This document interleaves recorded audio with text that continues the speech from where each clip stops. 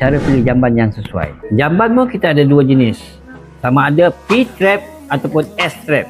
Masuk S-trap ni, lubang keluar air kita melalui bawah. P-trap, lubang air kita melalui dinding. Jamban ni dipanggil one piece. Jamban ni pula dipanggil two piece.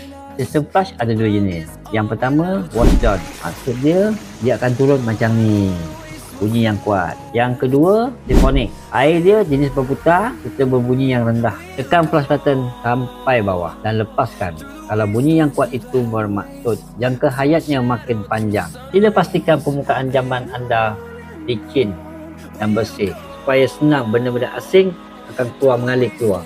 Sila pastikan ukuran dinding ke lubang jam keluar air adalah tepat sebelum anda membeli sesebuah jamban, terutamanya yang jenis S-trap. Untuk keterangan lebih lanjut, anda boleh mengunjungi kedai alat dapur Semenyih ataupun Bangi.